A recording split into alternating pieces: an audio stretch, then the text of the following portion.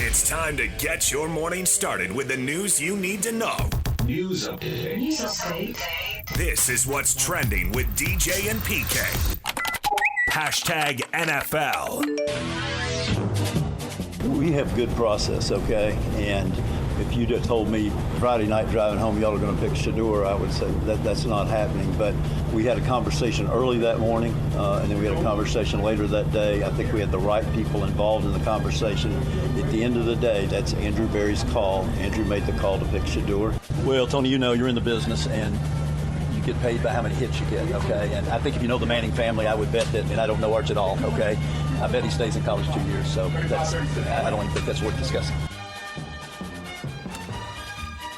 There's the Browns owner Jimmy Haslam on Shedeur Sanders' pick and Arch Manning speculation. Will Arch be the number one pick next year? Well, Tony knows. He knows the Manning family, whoever the hell Tony is. Tony? But the Browns are going for it. They're not trying to dump the season so they can get Arch because they don't even think Arch is going to be in the draft. What are they going for? What's it? That's a good question. What would be success in Cleveland? A winning season certainly would be success, but maybe they don't even have to have that. Double the win total? Like they had 3 last year. If they could get to 6, show some progress, and come out of it knowing, hey, that quarterback, that's our guy. I mean, they drafted 2 guys. If either one of them panned out and they felt that way at the end of the season, I think that'd be a win.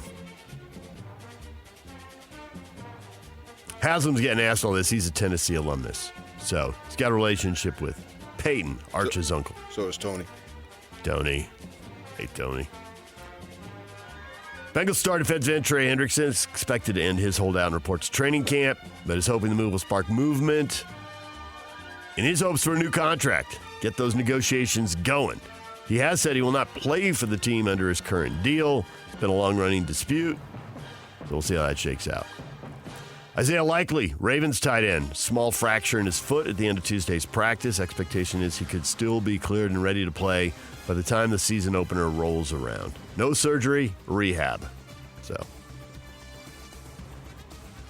And the gunman who killed 4 people in Midtown Manhattan was trying to target the NFL headquarters, but took the wrong elevator and went to the 33rd floor. Shane Tamara, a 27-year-old Las Vegas casino worker, was trying to get to the NFL offices after shooting several people in the building's lobby on Monday. A 3-page note found in Tamara's wallet suggested he had a grievance against the NFL over a claim that he suffered from CTE from his playing football in high school. He also had a history of mental illness. DJ and PK. Hashtag college football. Colorado's got a lot of former pros on their coaching staff, and Deion's adding another one. Former NFL quarterback and offensive coordinator Byron Leftwich going to Boulder. He'll work with the Buffs' QBs under offensive coordinator Pat Shurmur. It's going to be 2 voices, PK. We just had Brandon Doman saying 1 voice. Now there'll be 2. But they've been doing things different in Colorado, so why not? Central Michigan, the latest program to face formal NCAA charges in connection to the widespread sign-stealing investigation centered around former Michigan staffer Connor Stalions. The moment in question occurred during Central Michigan's season opener at Michigan State when a man resembling Stalions wearing Chippewa's coaching gear and sunglasses appeared to include a recording device that was seen among Central Michigan staffers. NCAA has been looking into it since October of 2023. DJ and PK. Hashtag Utah Jazz. Your next Jazz fix coming up October 8th. The preseason will get underway. They're going to Houston. The Jazz will play Houston in a preseason opener on the 8th, the Spurs on the 10th. Then the Mavericks and Blazers come to town on the 13th and 16th at the Delta Center. Preseason's been shortened in recent years, only 4 games now. We used to have as many as 8. Good. Right? Get on with it. 4 is better. Let's go. And they're not playing teams from New Zealand and that kind of stuff anymore. Those seem to be 60 and 80-point games, so those have been done away with. DJ and PK. Hashtag Major League Baseball. And The pitch to Will. He swings. He drills it to left field. This ball's going to head back and bounce off the track and off the wall. Outman around second. He's on his way to third. He's being waved home. The cutoff is dropped. Head first slide. Safe. And Will Smith delivers with 2 outs. He gets the go-ahead run in, and the Dodgers lead it 5-4. Breaking ball. Hit high. Hit deep. Left center. Bye-bye baseball. The legend of Andrew Vaughn keeps growing. A grand slam.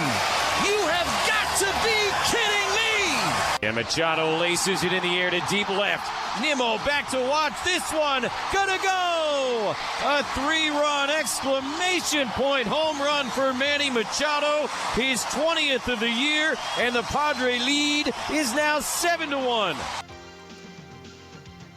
Padres beat the Mets 7-1. Manny Machado's 3-run homer is 20th of the year. The big blow there to break that one wide open. They don't pick up any ground on the Dodgers. Here the Dodgers beat the Reds 5-4. But Shohei's human, PK, struck out in his first 4 plate appearances. Rats. He's had 4 strikeout games before, but never in the first 4 plate appearances. So almost 1,000 games into his major league career. That's baseball. It happens. Even to Shohei Ohtani. You heard the Andrew Vaughn grand slam. He had 6 runs batted in. And the Brewers beat the Cubs 9-3 in the matchup of the top 2 teams in the National League Central Division. The Brewers get the win, and they got a 2-game lead over the Cubs now, rattling off 3 straight victories. The Boston Red Sox comeback story continues. They win again. They beat the Twins 8-5. Trevor Story with a double, a homer, and he knocked in 3 runs. A trade in the middle of a doubleheader, PK. You don't hear that every day. Change uniforms, change locker rooms, change dugouts. Sir Anthony Dominguez traded in between a twin bill between the Blue Jays and the Orioles. Well, that's convenient, I guess, there, huh? Just walk on over. Did not appear for Baltimore in a 16-4 win, but did throw a scoreless inning in the 7th inning for Toronto in a 3-2 loss against his former team. So, sat out the first one, but in the second one, get used to it. You're ours now.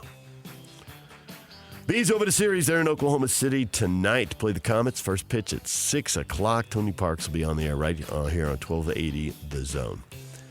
DJ and PK. Hashtag RSL. Real Salt Lake opens play in the League's Cup tonight. They will play one of the most popular teams in Mexico, maybe the most popular team, Club America. America first field tonight, 7:30. Coverage on the Zone begins at 6:30 with the RSL pre-match show. They'll host 3 games in a week here, Wednesday, Saturday, Wednesday. How many points do you get out of 9? 18 MLS teams are competing. 4 teams with the most points will move on to the quarterfinals, and the same thing will happen with the 18 teams from Mexico.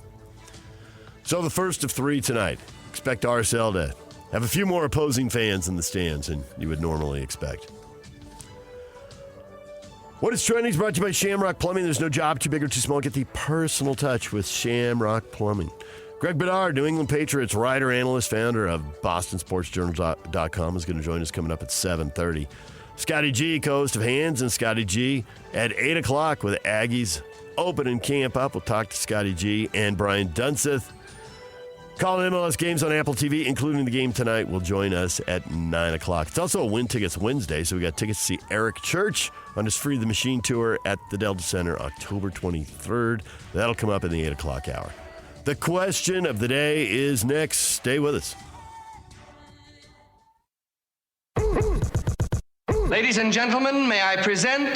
This is JJ and Alex. It's hard not to sell the idea of BYU stock, so to speak, in football without knowing what the quarterback situation is. And when Joel Klatt is calling him Trayshawn Bourget and Bear Brockmeyer, then I think that is only an indicator of the fact that you have guys in there that you have no clue what you're going to get. That's a problem. For me, I get why he's selling it. I didn't necessarily agree with the defensive side of it. Jacob Robinson is a huge piece that goes missing. And they lost their defensive tackles, but they brought in Keanu Tanavasa. And I will say, too, this BYU defense is going to be still very good. You know why? They plug guys into their system. They're relentless about learning that system. And when you get that defense down, how many times have we heard it? Kalani's like, this is a defense that that scheme-wise you have to get familiar with. And once you are, and you're plugged in, we can make it work. Catch JJ and Alex afternoons from 3 to 6. Presented by G2G Bars on 97.5, the KSL Sports Zone.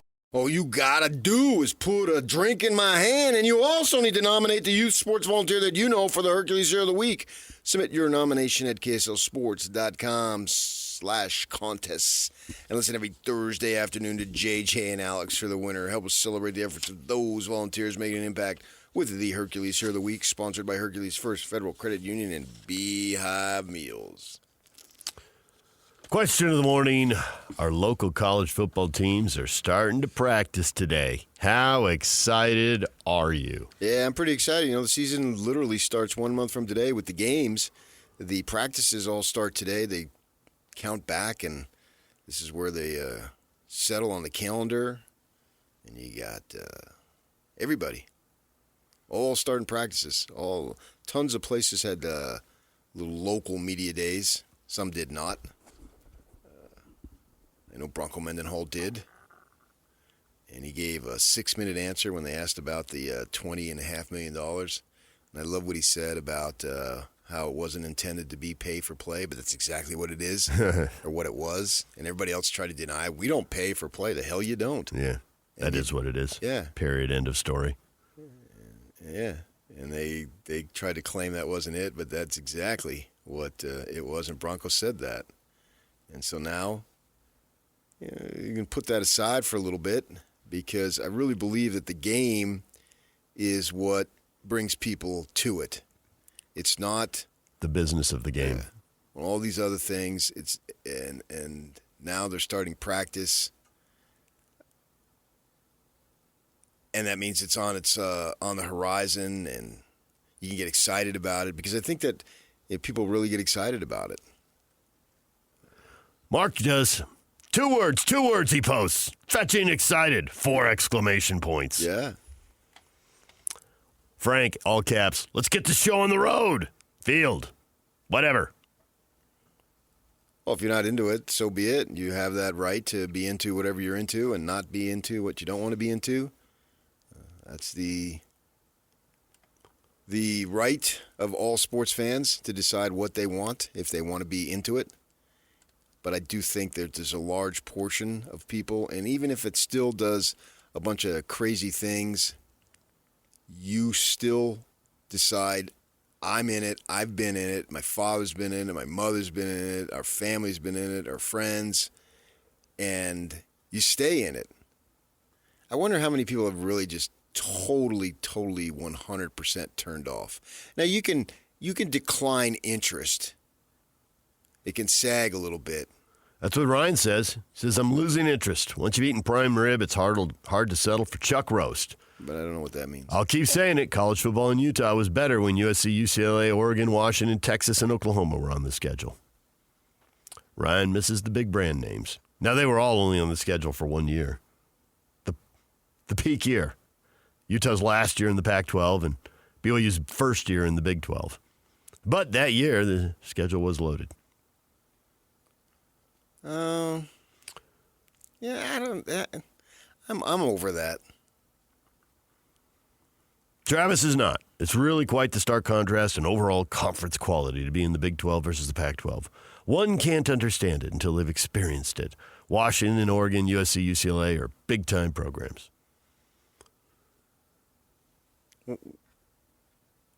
What's the definition of a big-time program? Seems to me like he's reacting more to brand names. It's not like those 4 have all been up at the same time. You know, at any time, a couple of those programs can be struggling.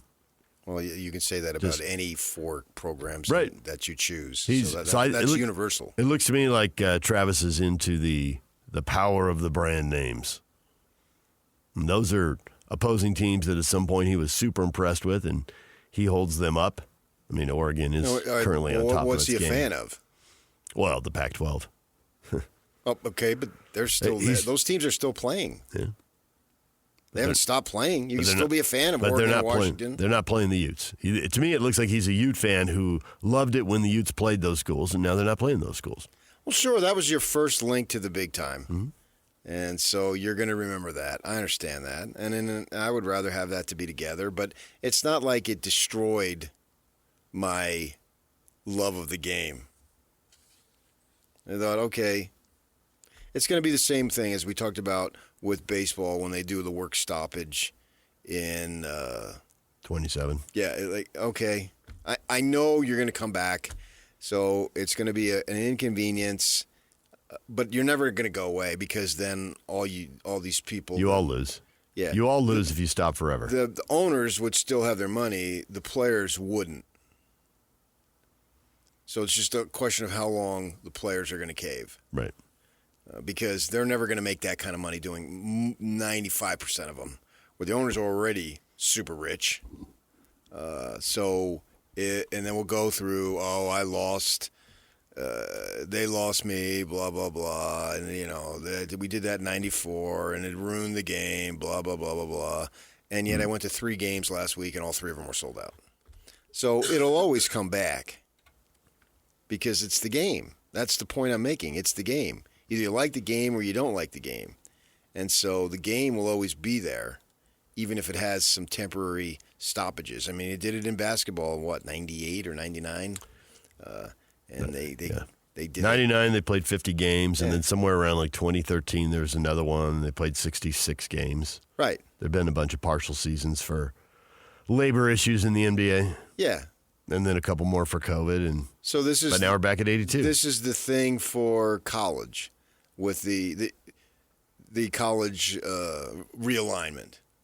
But in time, but if they got the invite to the Big Ten, they wouldn't be complaining. Nope. So it's not about the Pac-12. Because you'd be playing Indiana, Rutgers, and Maryland, and Purdue, and that's better? You're going to tell me that's better? Is that really better? No. Is that you perceive the Pac-12 to be bigger because they have a few bigger brand names at the top. And there it is. But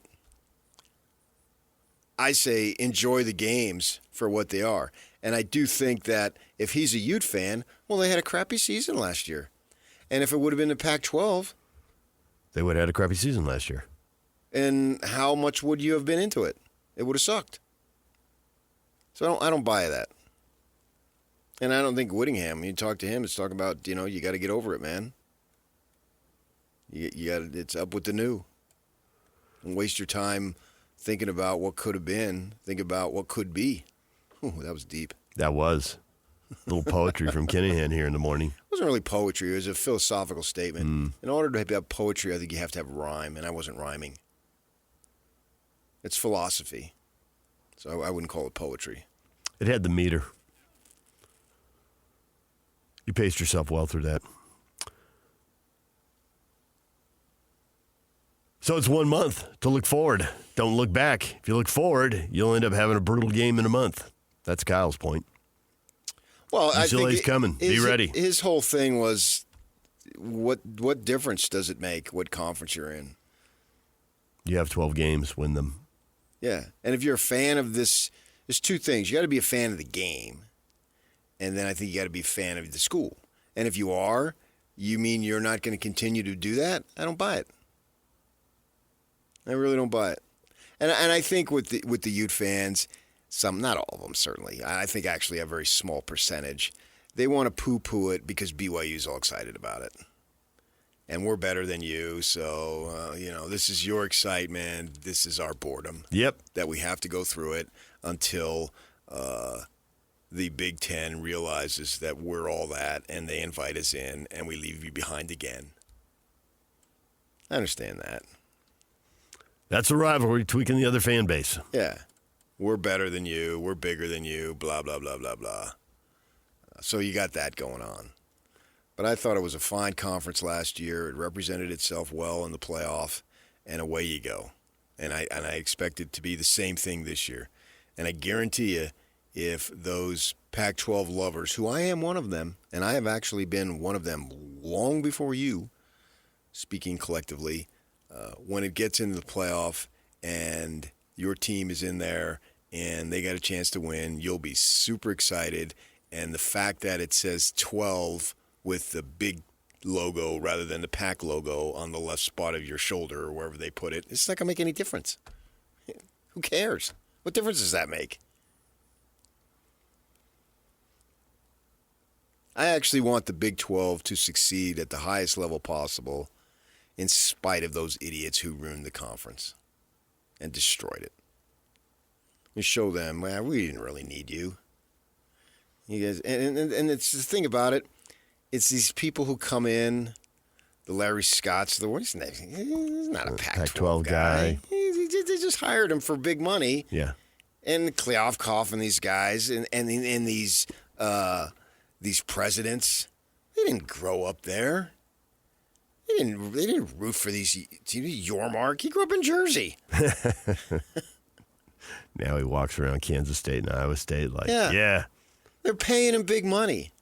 And so I'm not questioning his loyalty, but don't act like you're a lifelong fan. It's in your blood. I don't buy any of that. We see it with all these transient coaches who come in and these athletic directors. It's a great day to be It's a great day to get the paycheck. There it is. And you work. That doesn't mean you don't work hard at it and try your very best. I think you can do both, but don't try to claim that you're a lifelong as who's the one lady Ute fan? What's her name? I don't know her name, but I see her out there sometimes. She'll be out there like the Utah decided we can't park in the West parking lot. We got to park in Camas, and hike in. So we got to walk up at 2:00 in the morning, and the players right there on 4th South will come out, and that's where they'll hang with the families. And she's there, all decked in red. She'll say hi to you. And she posts on social media. I don't know her name, but I can see her face. That woman is a Ute. Right? That's what it means to be a Ute. Not somebody who comes from wherever. Rolls through town for 5 years. Yeah. Whatever. Yeah. Right. And she's a Ute, and they could be playing Chico State, and she's going to be there rooting for the Utes. That's what it's about. Yep. And so you can't get away from that just because some idiots destroyed a conference that they were invited to over a decade ago. I mean, the same Larry Scott who was brilliant was an idiot. Yeah. And he even called him when he was up on the state capitol and everybody was cheering, and like me now, probably because of the TV contract, but this isn't going to last. And he was right. It didn't. DJ and PK, we're joined now by Greg Bedard, New England Patriots writer, analyst and founder of BostonSportsJournal.com, here to talk about the AFC East as we gear up for the upcoming NFL season. Greg, good morning. Morning, guys. How are we doing? We're doing well. We were just talking about the amount of passion that ebbs and flows with winning and losing. There's some lifers, and nobody's felt certainly the ebb now than the Patriots. How's everybody adjusting to the new world order, changing coaches like other teams change coaches, changing quarterbacks like other teams change quarterbacks after 2 decades of really unprecedented success? Not well, to be honest. I mean, I think that, the Patriots fans, especially the young ones, I mean, there were a lot of kids who went through high school, college, who knew nothing but the Patriots being in conference championship games and Super Bowls. And,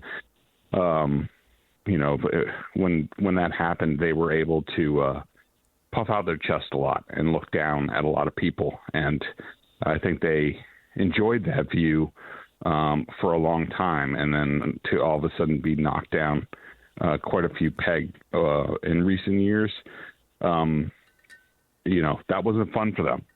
They like to be the bullies.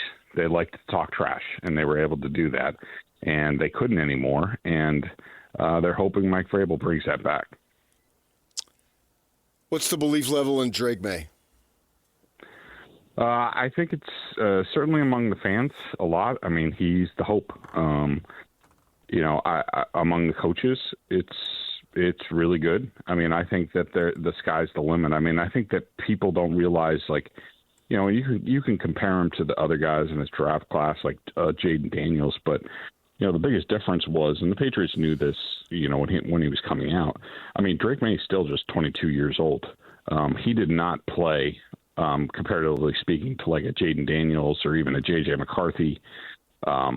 He did not play a lot of football the last 4 or 5 years. I mean, even in high school, like, for example, during COVID, J.J. McCarthy went down to Florida. He transferred to IMG Academy so he could continue to play. Drake May didn't do that, and he didn't have a football season his senior year, and then he goes to North Carolina. He redshirts, so he basically doesn't play for 2 years. And then he started the last 2 years. So before last year, he had started 2 of the previous 4 football seasons as a young kid. So the talent is there. The intangibles are there. Can he put it all together with Josh McDaniels? I think so. But a lot of things are going to have to go right, up front with the receivers, things like that, to, allow him to really take a step forward. Khyiris Tonga has been in the league now. He went to BYU, and he's been in the league for 4 years. Played for 3 different teams, the Bears, Vikings, and the Cardinals. He's landed in New England. Where does he fit in there, and how does that defensive line look? Yeah, well, I didn't know much about him before they signed him, but obviously somebody had their eye on him because they sort of quickly pounced on him. He's really the only quote-unquote run-stuffing defensive tackle that they have. And, and I know he can do more than that, watching him in one-on-ones with the offensive line the past couple days. I've been surprised at his level of pass rush that he can bring, but really he's the only lone run stuffer. The Patriots decided to move on from Devon Godchaux, who was their nose tackle for a lot of time. We didn't know. We don't know exactly what Mike Vrabel's going to do up front. Traditionally his defensive haven't been that great against the run, but it looks like it's a departure from the Bill Belichick system that they ran for years. They're going to create a lot of havoc up front. Really get up the field, but there are going to be times where they have to, really stop the run, and Tonga is going to be a huge part of that. What did they win? 3 games last year? Was that what it was?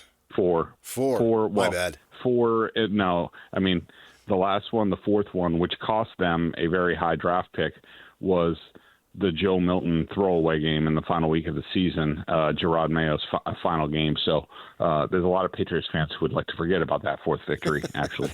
Yeah, see, that's what it was.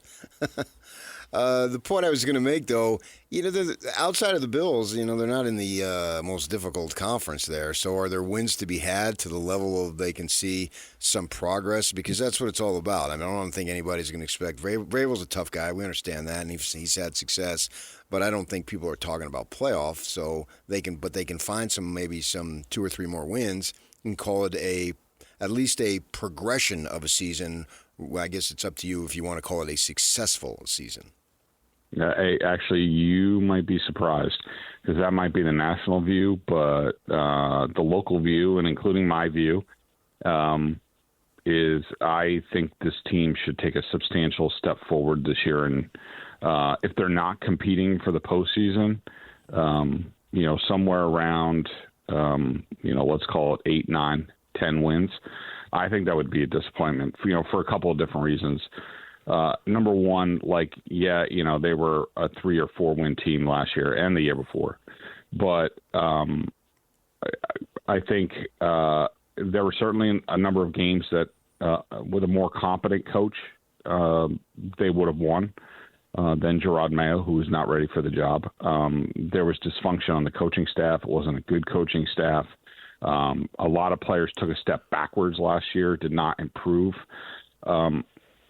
Now with Vrabel here, Josh McDaniels, Vrabel's old defensive staff in Tennessee, they have Doug Marone's coaching the offensive line. They have 3 offensive line coaches where they barely could scrape together one over the past couple of years, with guys needing to take absences and things like that. I think the coaching is going to be a lot better. They did a really nice job at free agency. They basically did what the Commanders did last year, which was they signed a bunch of mid-level guys, but guys that people on the coaching staff that they knew the guys and could vouch for them, and they know what they're going to get. Basically, they copied what the Washington Commanders did when Dan Quinn was hired, and we saw the results of that.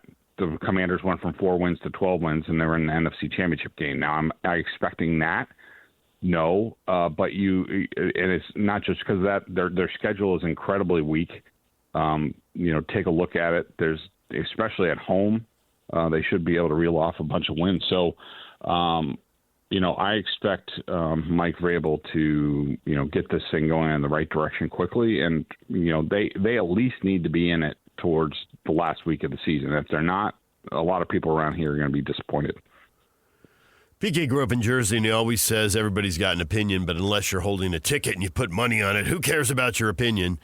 And I saw the odds to win the division last night, looking around at stuff, knowing you were coming on, and the Bills were obviously heavy favorites to win the division, but the next best odds were the Patriots, then the Dolphins, then the Jets.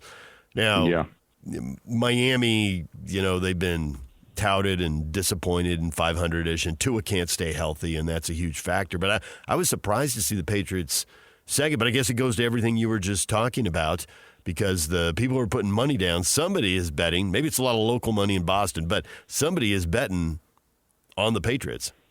Yeah, I mean, their Vegas over-under is 8.5.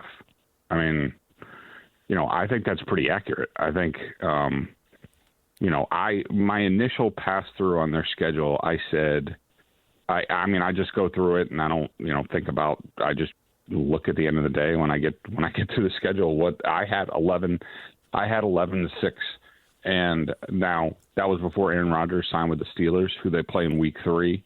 If it was Aaron Rodgers and the Steelers in Week 16, I might have kept that, but Rodgers should be healthy. He shouldn't implode that team by that time. But, I mean, the division, that's another big reason. I mean, I've seen Justin Fields plenty over the years. He's the new Jets quarterback. He stinks. He's not good. Now, he beat the Patriots once, when he was with the Bears.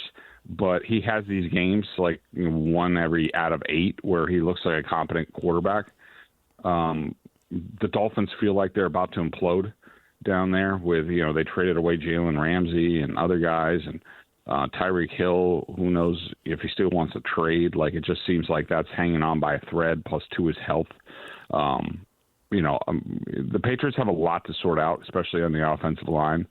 But, if they can get that figured out, they should be pretty competitive. Now, I'm not going to pick them to, upset the Bills, at least in the division. Could they steal one from them? Yeah. I mean, Mac Jones, when things were not good here, had one of his best wins when he came back and beat Josh Allen and the Bills at Gillette. And so I don't rule them splitting with the Bills. So, but I think it's a team on the upswing, and they're hoping to capture the same magic that the Commanders did last year. You mentioned the Jets and their quarterback Fields. Doesn't it seem like some teams, if they don't have a quarterback, they run through several, and it takes several years before they finally get one? It's an amazing phenomenon in this league. Yeah, I mean, that's where the Patriots, messed this up. I mean, before I covered the Patriots, I covered the Packers, and there was nobody better at the Packers than, taking guys early, whether it was when I was there, Aaron Rodgers behind Brett Favre, and then they took Jordan Love. We'll ultimately see where Jordan Love is. But, I mean, really, if you want to look at, besides letting Tom Brady go and not signing him, where this Patriots dynasty sort of ran out of gas was when Bill Belichick had to trade Jimmy Garoppolo. Now, I think that Kraft basically made him trade Jimmy Garoppolo and stick with Tom. But that was one thing. But the problem was that Belichick threw a hissy fit and, didn't draft a quarterback again. He could have had Lamar Jackson in the next draft and could have gotten him ready behind them. Instead, he did nothing, to the point when Tom Brady left, he, paid Cam Newton like $1 million for one season, and that was a disaster. And then Mac Jones and the coaching around him with Matt Patricia. I mean, the Patriots were on their way until they fell into Drake May, and I think it was a no-doubter. And I think luckily for them, at least Drake should be the guy to at least, in the short term that gets this thing turned around. But they were headed down there too until they sort of lucked into Drake May. University of Utah has cranked out a lot of really good defensive backs. Miles Battle was on the roster, and you were saying guys didn't develop last year. Some guys went backwards, and he barely played.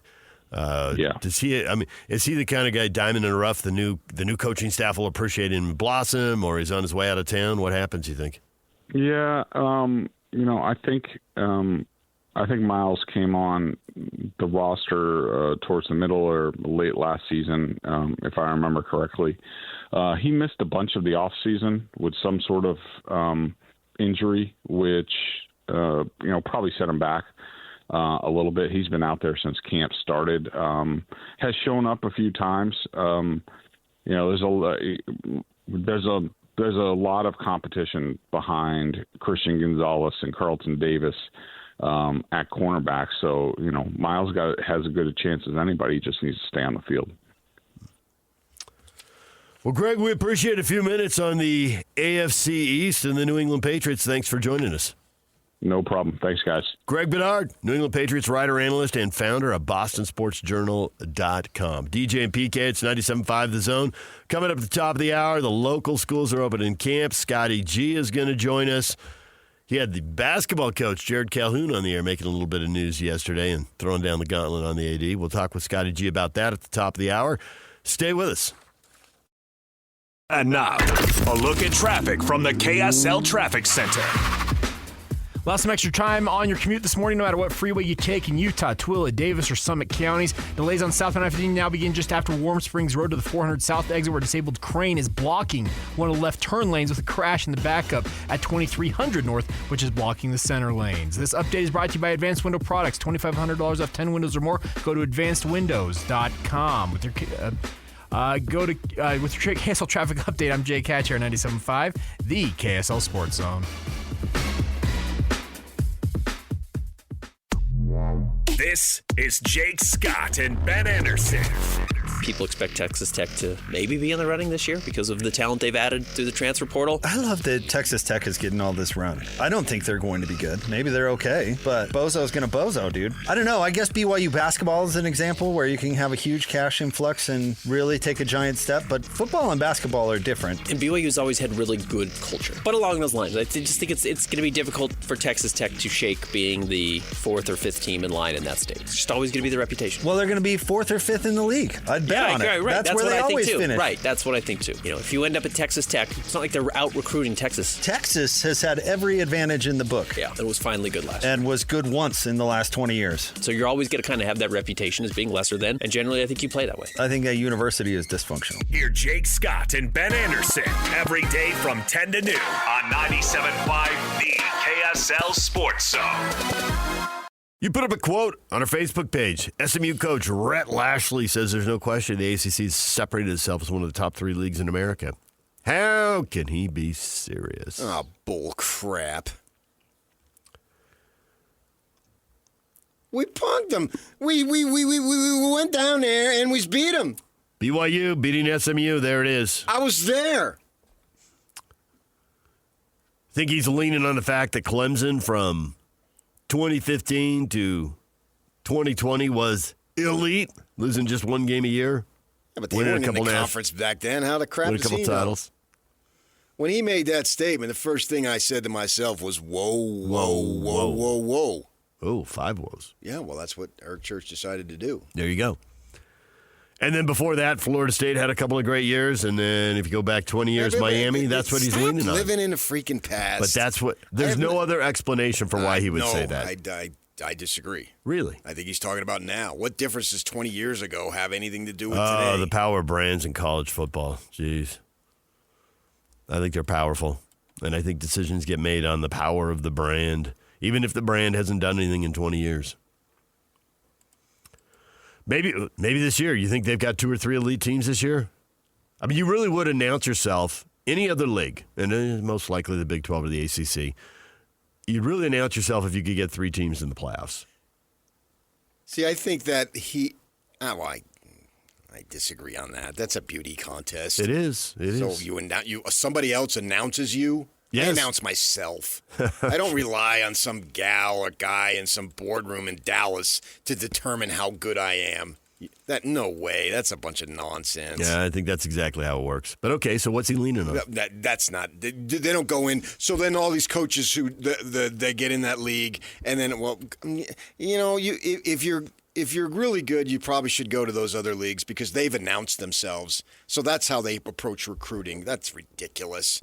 Get out of town. We can get you anything you want here.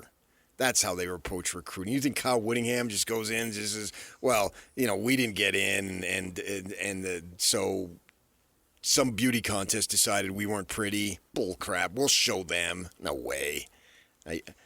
I think that he's trying to, by making that statement, he's already acknowledging we're not good enough. He didn't realize it, but he's picking a fight with the Big 12. So he's already conceding. You don't concede nothing. Has Whittingham ever conceded anything? He won't concede an inch. He will not. Right. Absolutely. So Lashley's conceding, well, we're at best third. What? That's your goal? We're number 3. He didn't even realize he was saying that when he said it. But that's what he was saying. Right, so but he's picking a fight over here. There's no difference between the ACC and the Big 12. What do you get being third? That's an excellent question. Do you get more playoff berths? Because then you get more money and you get more recognition. You try to build off of that. I mean, he probably would like to say they're one of the top 2 or the best league, but he knows nobody's buying that. But what do you get? Maybe people will buy this. You concede. Don't ever concede. You don't concede anything. With all that money they got, why in the world would they concede? But Jerris used to talk about, I don't give a rip about the WAC. It's about Utah. I'm not carrying the banner for the WAC. Let them carry their own banner. Go get it done, UTEP. Yeah. And he took them all the way to the top. Yep. So who cares about all that stuff? It's what you can do. Did Jerry Tarkanian in your wheelhouse care about the PC2A or whatever the crap it was? Not for very long. It doesn't matter. Yeah. It's what you can do. And so he's just trying to say separate himself so he can get a little edge on the Big 12. Great. What's that get you? You played one Big 12 team last year. At home, I realize you played at TCU too, and you split. So you're better? I assume he's got to recruit against him, but recruiting these days comes down to money so much, and SMU's got a lot of it, clearly, so. Yeah, you recruit for yourself. I don't necessarily think you recruit against anybody. You gotta fire up what you do. Right, but players do like to play in leagues because they buy into the brand stuff a little bit. They're in a league, yeah. Everybody's in a league. Notre Dame is the only team. No, but I mean, are you excited to play in the ACC? Are you excited to play for a great program with a great fan base, and they're going to give you money, and they can showcase your talents to get to the NFL? That's what it's about. Whether you play Purdue or Pittsburgh, what difference does it make? And it doesn't feel like SMU is going to be bonding with Pittsburgh for very long, does it? I don't see a long-term relationship between those schools or SMU and NC State. Outside of the money, which is big. It's outside of the biggest thing. Conference. What about Rutgers has got the money? Yep. What is it doing for them? So is it really the biggest thing? I think the people are the biggest thing. How does Herm Edwards do what he does, run it in the ground, and then Dillingham? 2 years later, Dillingham wins a conference. There was no more money there. Hire the best people. Hire the best people. So I think it's the people. But keeping the people can come down to the money.